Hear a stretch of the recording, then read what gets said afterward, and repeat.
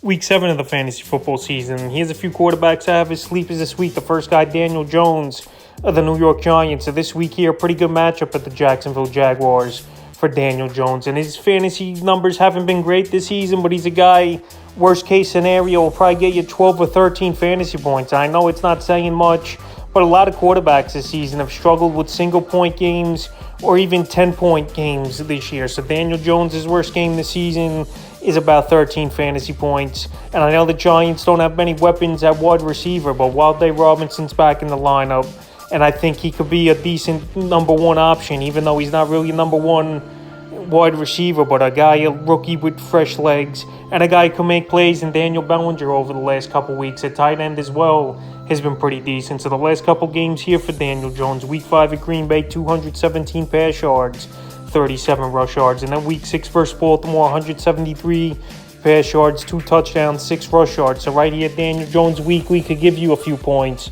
running the football. And this week here at Jacksonville, I think he'll run a few times in this one.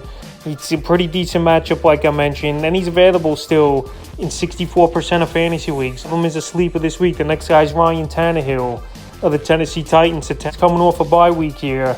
Have the Indianapolis Colts coming to town. So Ryan Tannehill, he's been a mediocre fantasy quarterback this season.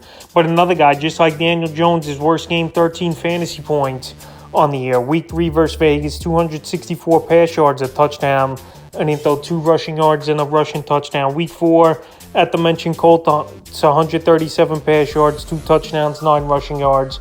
And then Week 5 before the bye at Washington, not a great ball game though, 181 pass yards, a touchdown, and 3 rush yards. So right here, Week 7, the Colts give up the 15th most fantasy points to quarterbacks on the season. And Tannehill in deeper leagues, if you need a sleeper option, is available right now in 82% of fantasy leagues. And going back a couple weeks ago, he had a decent ball game with the 18 fantasy points. So right here, I have him as a sleeper. And the third and final quarterback I have as a sleeper option this week is Marcus Mariota of the Atlanta Falcons. So Mariota is a sleeper in terms of he's still out there in 73% of fantasy leagues, even though I rank him this week in my top 12 in my quarterback rankings video. So if you haven't seen that, go check it out on the channel. But anyway, Marcus Mariota, he's been a serviceable quarterback for the most part this season. I know I had a fall off in production in Week 3 and 4, but the last couple weeks here, he's putting up some decent numbers. Week 5 at Tampa Bay, 147 pass yards, a touchdown, 61 rush, and a 2-point conversion.